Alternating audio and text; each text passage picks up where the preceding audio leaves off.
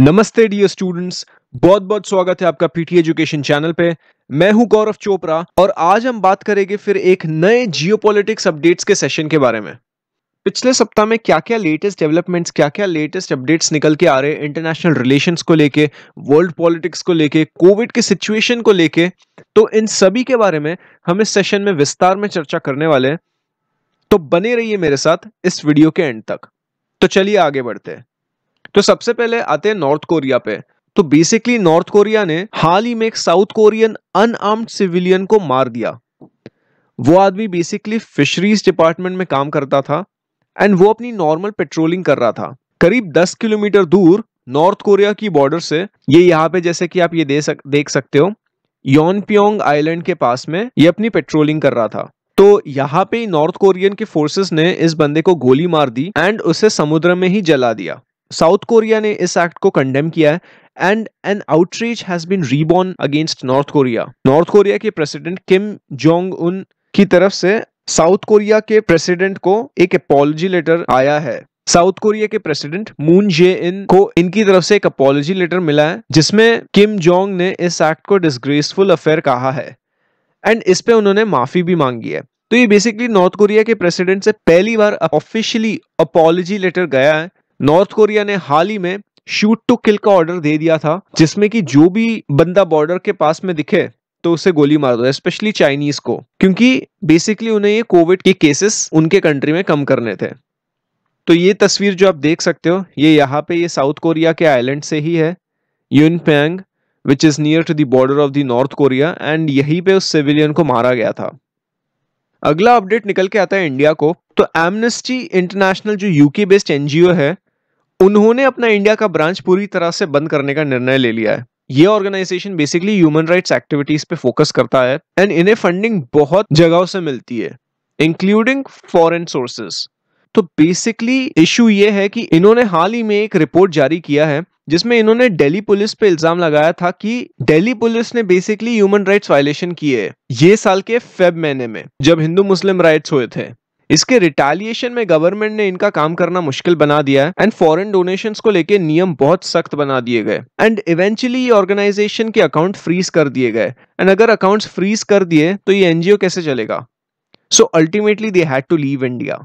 अगला update China को निकल के आ रहा है। तो हाल ही में Australia based think tank Australian strategic policy institute के रिसर्च के मुताबिक चाइना में टोटल 380 सस्पेक्टेड डिटेंशन कैंप्स है एंड ये उन्होंने अपनी रीसेंट स्टडी में आइडेंटिफाई किए हैं। ये कैंप्स चाइना के शिनजियांग रीजन में पाए गए हैं। यूएन के मुताबिक यहाँ पे 1 मिलियन से ज्यादा एथनिक उइगर्स एंड मुस्लिम तुर्क्स को रखा गया है। चाइना इस चीज को पूरी तरीके से नाकारता है। जैसे कि आप यहाँ पे ये देख सकते हो, ये चाइना की तरफ से रीएजुकेशन कैंप बताया जाता है, लेकिन इस इंस्टीट्यूट के मुताबिक ये एक डिटेंशन सेंटर है। तो बेसिकली ये रीजन में जितने भी डिटेंशन फैसिलिटीज का एस्टिमेट निकाला गया था उससे 40% ज्यादा ही पाए गए इस रिसर्च के अनुसार। The institute also found at least 61 detention sites that had seen new constructions. 14 और फैसिलिटीज अभी अंडर कंस्ट्रक्शन में है।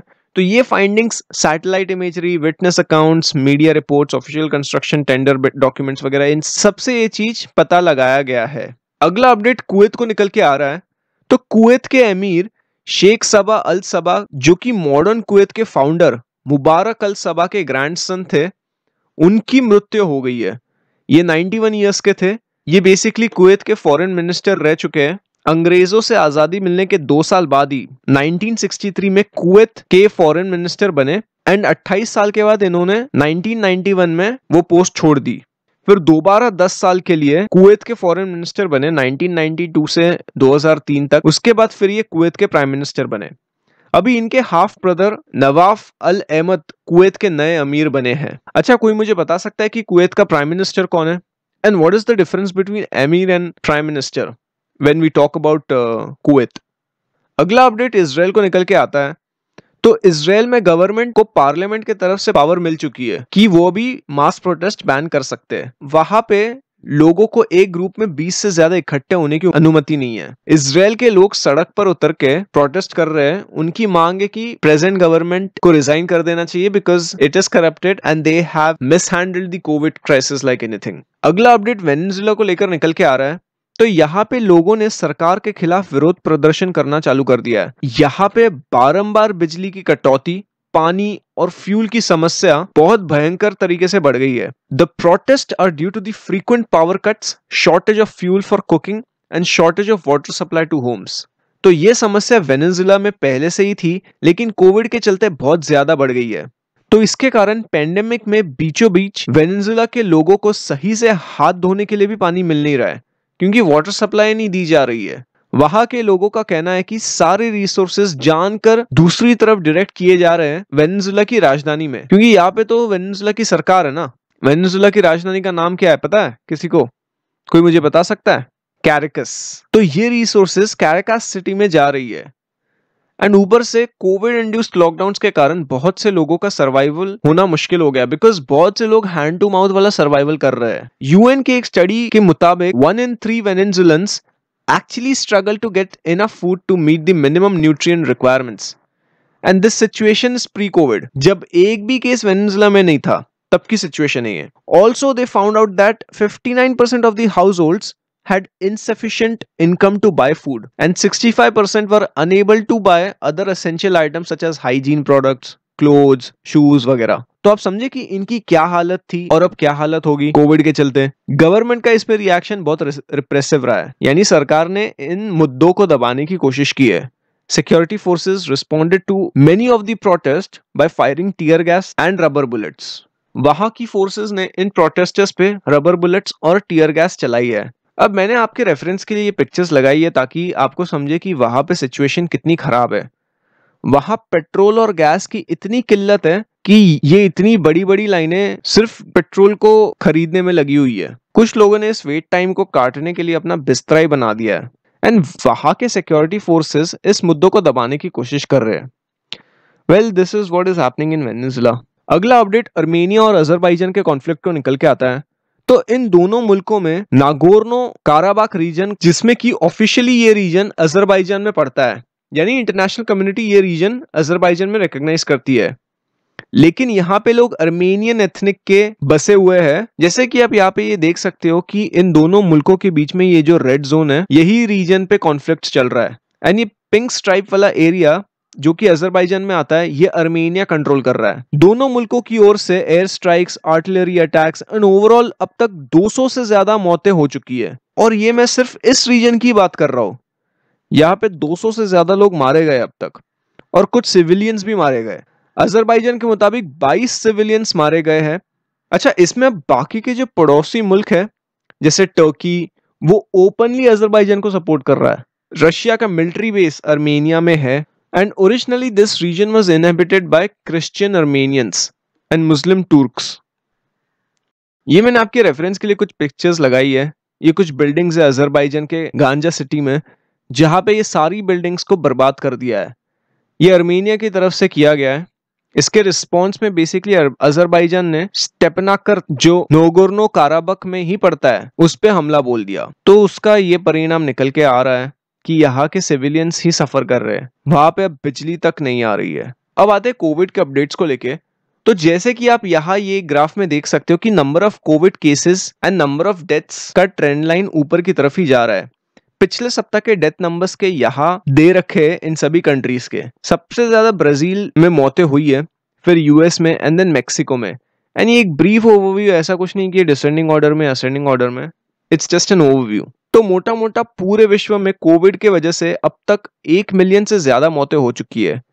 1 मिलियन मतलब 10 lakh. And Russia has responded it's most daily infections since June. यहाँ पे टोटल केसेस करीब 12 लाख से ज्यादा हो चुके हैं। इंडिया दूसरे स्थान पर है, करीब 66 lakhs. US is at number 1 spot, करीब 76 lakhs cases, and Brazil is close to 50 lakhs. अगला अपडेट WHO को निकल के आता है। तो WHO यानी वर्ल्ड हेल्थ ऑर्गेनाइजेशन हाल ही में एक अनाउंसमेंट किया है, जिसमें कि पुअर कंट्रीज को करीब 120 मिलियन टेस्टिंग किट्स प्रोवाइड की जाएगी। तो इस एग्रीमेंट में टोटल 4 ऑर्गेनाइजेशन शामिल थे। Africa CDC, bill and Melinda Gates foundation, CHAI, find FIND end of course WHO। तो 4 नहीं, बेसिकली 5 है। तो आप मुझे कमेंट सेक्शन में बताओ कि ये FIND, CHAI एंड ये अफ्रीका CDC, ये CDC का फुल फॉर्म, ये इन तीनों का फुल फॉर्म क्या है? अब ये टेस्टिंग किट्स में antigen rapid diagnostic test provide किए जाएंगे एंड इसकी प्राइसिंग करीब $5 पर यूनिट पे रखी गई है. So these test provide results in 15 to 30 minutes rather than hours of days, and this will actually enable expansion of testing, particularly in countries जहाँ पे लेबोरेटरी फैसिलिटीज इतनी अच्छी नहीं है या इतनी अच्छी तरीके से हेल्थ वर्कर्स की ट्रेनिंग नहीं होती in order to conduct such complex test. अगला अपडेट केनिया को निकल के आता है. केनिया जो एक ईस्ट अफ्रीकन कंट्री है, वहां पे नाइट कर्फ्यू और 2 महीने के लिए एक्सटेंड कर दिया है.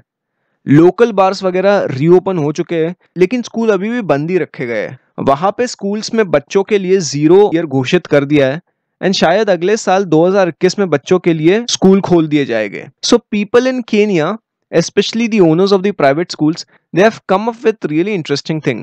They are raising chickens so as to earn money during these times of pandemic. Innovative, right? आपका क्या विचार है इस चीज पे? क्या इंडिया में ऐसा होना चाहिए? मुझे कमेंट सेक्शन में बताओ. आखिरी अपडेट ब्राजील्स को निकल के आता है. ब्राजील्स जो बेल्जियम में है, वहां की अथॉरिटीज ने प्रोस्टिट्यूशन को टेम्पररी बेसिस पे बैन कर दिया है in order to limit the spread of कोविड-19. वहां पे social distancing measures and protocols लोगों के द्वारा फॉलो नहीं किए जा रहे थे, इसीलिए ये बैन लगाया गया है. बेल्जियम में टोटल कोविड केसेस करीब 1,27,000 है. ठीक है, वेल आज के लिए बस इतना ही रखते हैं. This was all about a weekly round up in world politics. Hope आपको ये सेशन यूजफुल रहा होगा. आपको कौन सी न्यूज या अपडेट इंटरेस्टिंग लगी मुझे कॉमेंट सेक्शन में बताओ. एंड अगर आपने यहां तक अगर देख लिया है, तो आज जितने भी अपडेट्स एंड डेवलपमेंट्स के बारे में हमने बात की है, उसे आप पूरा कंपाइल करके कमेंट सेक्शन बॉक्स में लिख दो. ठीक है?